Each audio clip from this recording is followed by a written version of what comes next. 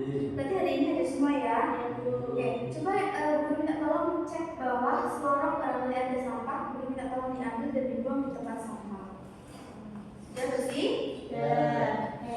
Kemarin kita sudah belajar tentang menjaga lingkungan. Nah, hari ini kita belajar tentang berbagi infak dan sedekah dengan ikhlas. Nah, sebelum pembelajaran, Bu Guru akan membacakan terlebih dahulu tujuan pembelajaran pada hari ini. Yang pertama, siswa peserta didik mampu menganalisis dan mengkomunikasikan ayat-ayat Al-Quran tentang infak di jalan Allah Subhanahu wa Ta'ala, adanya kehidupan dunia yang sementara dan akhirat yang kekal. Nah, yang kedua, peserta didik mampu membaca Al-Quran surat Al-Fajr ayat 15 sampai 18 dan Quran surat Al-Baqarah ayat 254. Nah, yang terakhir, peserta didik mampu menjelaskan pengertian infak dan sedekah menurut ajaran Islam. Nah, Guru mau tanya nih, bagaimana sih perasaan kalian ketika dapat membantu teman atau orang lain yang sedang membutuhkan? Nah, oke. Hari ini kalian udah membantu apa nih? Kira-kira membantu orang apa nih hari ini? Mbak Dewi coba tadi berarti sudah membantu apa? Membantu orang tua. Oh iya, membantu orang tua kayak nyapu kayak gitu ya pasti Mbak Dewi tadi pagi ya. Kalau Mas Hanan membantu apa nih tadi pagi? Membantu orang tua aku nyapu. Berarti ini kan judulnya pas sebelah ini ya. Oke. Nah, selanjutnya ada pengertian infak dan sedekah, di mana secara bahasa sedekah berasal dari kata sodaqah yang berarti benar atau jujur. Nah, sedekah menjadi iman seseorang kepada Allah Subhanahu wa Ta'ala. Secara istilah, sedekah adalah pemberian yang dilakukan seseorang sukarela kepada orang lain karena mengharap ridho Allah Subhanahu wa Ta'ala, baik berupa harta, tenaga, pikiran maupun perbuatan baik lainnya. Nah, jadi sedekah memiliki makna yang lebih luas daripada infak. Jika infak umumnya berupa harta saja, maka sedekah dapat berupa segala bentuk kebaikan. Contohnya itu kayak senyum kepada orang itu juga termasuk sedekah tanpa perlu mengeluarkan uang. Terus secara bahasa infak berasal dari kata anfaqa yunfiqu, infakkan yang berarti membelanjakan, mengeluarkan atau membiayakan harta. Secara istilah, infak adalah mengeluarkan sebagian harta atau pendapatan untuk kepentingan yang diperintahkan. Jadi kalau infak itu berupa harta yang wajib dikeluarkan jika kita memiliki harta yang lebih. Nah, sedangkan kalau sedekah itu bisa berupa perbuatan membantu orang tua, menolong teman, itu bisa disebut dengan sedekah. Oke. Guru ada video agar kita semangat ya. Kita lihat dulu. Guru minta tolong untuk disimak.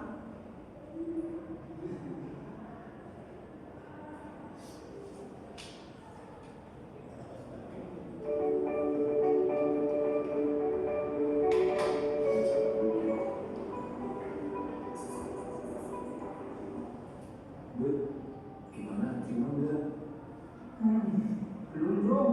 Ya udah, kita cari orang lagi di tempat lain. Tunggu. Bawa apa ya? Kamu lapar ya bro? Yuk kita cari makan dulu. Ayo.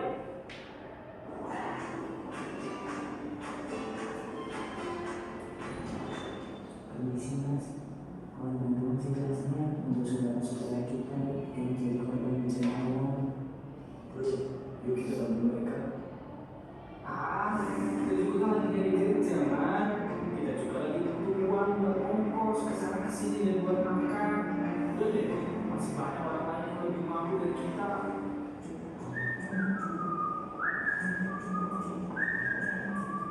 Jangan begitu bro, sesama manusia kita kan harus saling membantu. Kita bantu seadanya aja bro. Betul kata Mas Ahmad, kalau kita membantu mereka, lantas tidak membuat kita jadi miskin kok. Justru nanti Allah Subhanahu wa Ta'ala membantunya dengan menerima kita dengan cara yang kita juga. Lihat kondisi mereka yang sangat membutuhkan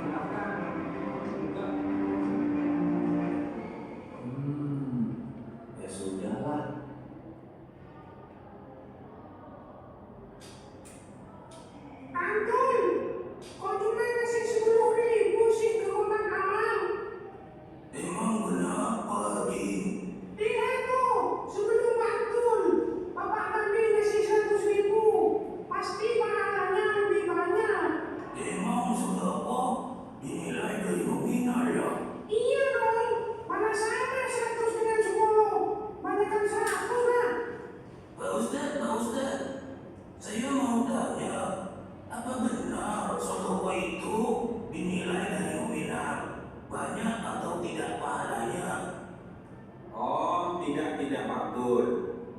Dalam Islam itu yang dinilai bukan soal banyaknya kita kasih, tapi soal ikhlas tidaknya kita. Yang kita kasih berharga buat kita atau tidak. Bisa jadi yang nominalnya lebih sedikit, pahalanya lebih besar, karena yang dia sedekahkan memang sudah sangat berharga baginya. Sebaliknya, yang besar nominalnya bisa jadi pahalanya lebih sedikit, karena yang dia sedekahkan itu kecil baginya. Oh begitu ya Pak Ustaz, dengar kamu begitu.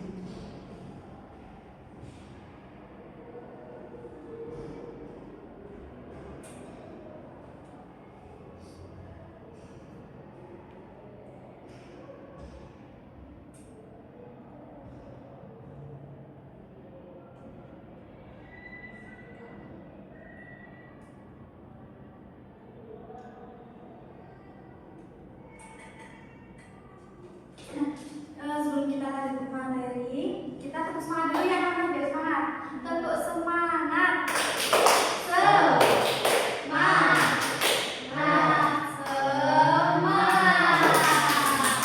Oke, nah jadi tadi kita sudah lihat video nih bahwa sedekah itu nggak harus berupa nominal yang banyak, tetapi tentang keikhlasan gimana. Barangkali ada seseorang yang memberikan banyak itu hanya ingin dipuji. Ya, ingin dipuji karena banyak orang aku mau ngasih banyak itu nggak boleh. Kita harus memberi memang yang kita miliki dan kemampuan kita. Nggak boleh kayak si A ngasih 100.000 tapi aku nggak bisa ngasih segitu, cuma adanya 10.000. Ya nggak apa-apa, seikhlasnya kita aja, nggak harus sama seperti orang lain. Nah kita lanjut.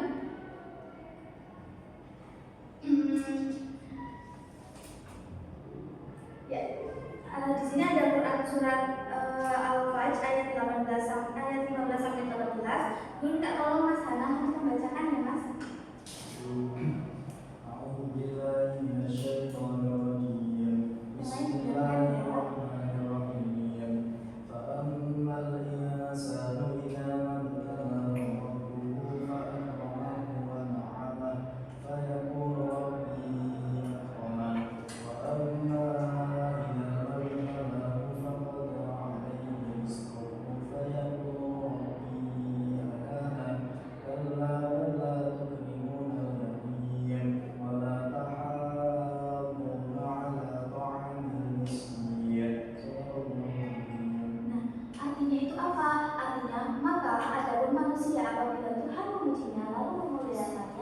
memberinya kesenangan, maka dia berkata, Tuhanku telah memuliakanku. Namun apabila Tuhan memujinya lalu membatasi rezekinya, maka dia berkata, Tuhanku telah menghinaku. Sekali-kali tidak, bahkan kamu tidak menemukan anak yatim dan kamu saling mengajak memberi makan orang miskin. Nah, kandungan ayat dalam itu yang pertama adalah rezeki yang banyak maupun sedikit adalah ujian dari Allah. Jadi banyaknya rezeki maupun sedikit itu termasuk juga ujian. Kalau kita banyak rezeki namun kita itu lupa akan rezeki yang sudah kita dapatkan. Contohnya kita banyak uang tapi kita lupa untuk mensedekahkan. Ada tetangga, ada teman yang kesulitan namun kita tidak teringin hatinya untuk membantu. Itu juga bentuk dari ujian dari Allah Subhanahu wa taala. Yang kedua, kekayaan bukan tanda kemuliaan dan kemiskinan bukan tanda kehinaan. Jadi orang miskin itu belum tentu hina. Barangkali orang miskin itu lebih tinggi karena bagi Allah itu kan manusia itu sama saja. Nah, manusia harus bersyukur saat mendapatkan rezeki yang banyak. Jadi kalau kita mendapat rezeki kita harus bersyukur.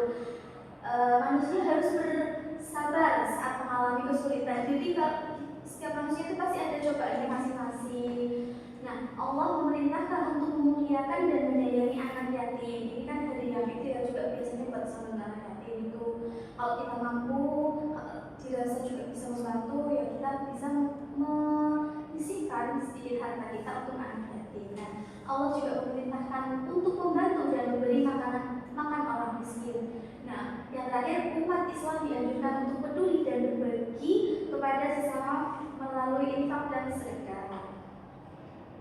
Selanjutnya ini ada Al-Quran surat Al-Baqarah ayat 254. Kita baca bareng-bareng ya anak-anak ya. Bismillah.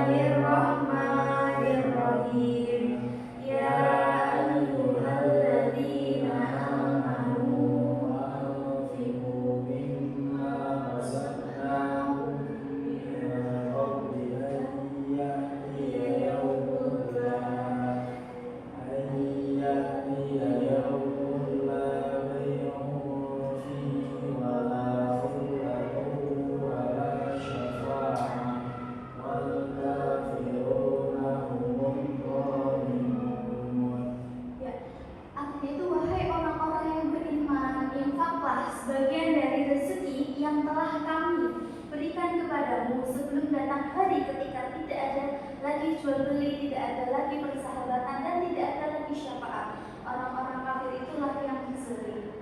Quran surat Al-Baqarah ayat 254. Nah, gimana dalam kandungan ayat itu sih? Allah itu mengajarkan agar kita itu gemar berinfak.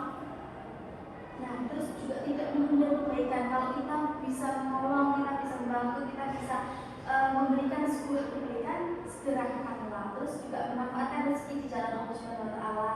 Juga yang terakhir ada meyakini bahwa amal soleh menjadi penolong di akhirat. Nah, selanjutnya Bu Guru ada studi kasus ini. Nah, setiap orang nanti Bu Guru bagi jadi 2 kelompok. Nah, nanti kalian diskusikan terkait kasus tersebut. Nanti perwakilan kelompok bisa maju ke depan. Guru pergi ya.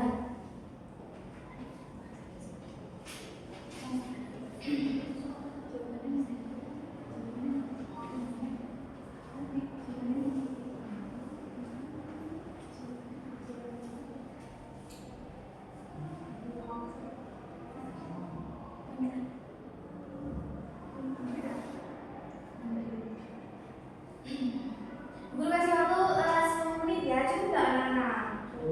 Ya.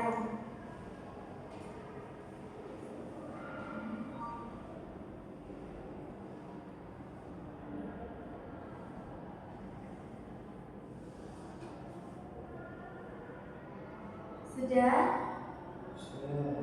Oke. Mbak Ani bisa maju dulu? Ya. Coba ke depan. Kelompok 1. Baik, saya akan mendiskusikan hasil dari diskusi dari kelompok 1. Yang kasusnya itu setiap hari Jumat sekolah mengadakan kegiatan infak. Saat itu Andi memiliki uang saku 10.000. Ia ingin membeli jajan kesukaannya, tapi juga melihat kotak infak yang diedarkan di kelas. Ini bingung apakah akan mengisikan sebagai uangnya untuk infak atau menghabiskannya untuk membeli jajan. Pertanyaannya, apa yang sebaiknya dilakukan Andi? Jelaskan alasanmu berdasarkan ajaran Islam tentang infak sedekah. Jawabannya, Andi sebaiknya menyisihkan sebagian uang sakunya untuk berinfak, misalnya 2.000 atau 5.000, dan menggunakan sisanya untuk kebutuhan pribadi. Dalam Islam, infak merupakan ajaran yang dianjurkan sebagai bentuk syukur kepada Allah SWT dan kepedulian terhadap sesama. Berinfak tidak harus dalam jumlah besar, tetapi dilakukan dengan ikhlas sesuai kemampuan.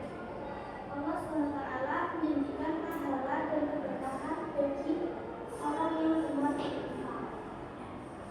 Betul ya anak-anak, jawabannya dari Mbak kelompok 1 ini. Beri plus dulu untuk kelompok 1. Ya, untuk kelompok 2 bisa maju perwakilan. Untuk kasus yang nomor 2, yaitu di lingkungan tempat tinggal sini terdapat seorang anak yatim yang kesulitan membeli perlengkapan sekolah. Beberapa warga berinisiatif mengumpulkan bantuan, tapi ada sebagian orang yang menganggap hal tersebut bukan mengumpulkan dan menjawab mereka. Nah, pertanyaannya, bagaimana seharusnya sikap Siti dan warga sekitar terhadap anak yatim tersebut?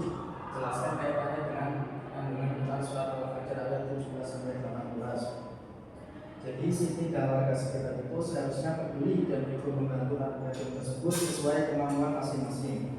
Bantuan dapat berupa uang, kemudian perlengkapan sekolah ataupun dukungan moral. Nah, sikap ini sesuai dengan kandungan Quran surat Al-Fajr ayat 17-18 yang mengajarkan agar manusia memuliakan anak yatim dan membantu orang yang membutuhkan. Membantu anak yatim merupakan perbuatan mulia yang dicintai oleh Allah serta dapat mempererat rasa persaudaraan dan kepedulian sosial dalam masyarakat. Ya, terima kasih jawabannya sampai selesai. Beri plus untuk kelompok 2 anak-anak. Nah, dari tadi yang sudah kalian paparkan penjelasannya, saya ibu rasa sudah sudah paham semua, dan pembelajaran yang tadi guru sampaikan juga kalian juga mampu menjelaskan kembali. Nah, Guru harap setelah pembelajaran ini kalian itu mampu menerapkan sedekah, infak dalam kehidupan sehari-hari. Tidak harus berupa uang ya anak-anak, yang bisa terus juga membantu orang tua, menolong teman yang kesusahan seperti itu. Nah,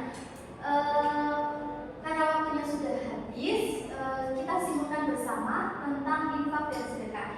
Infak dan sedekah merupakan amalan yang dianjurkan dalam Islam sebagai wujud syukur kepada Allah Subhanahu wa Ta'ala dan kepedulian terhadap sesama melalui Quran surat Al-Fajr ayat 15 sampai 18 dan Quran surat Al-Baqarah ayat 254 dan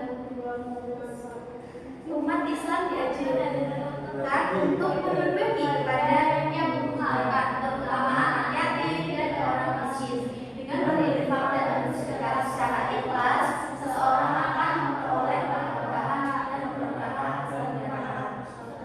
Terima kasih anak-anak untuk antusias dan partisipasinya hari ini. Guru harap pada depan kita dapat berkumpul dan di pertemuan depan kita akan membahas tentang membaca Quran yang baik dan benar. Nah, Bu Guru cukupkan untuk hari ini. Kita akhiri dengan berdoa bersama-sama. Berdoa mulai.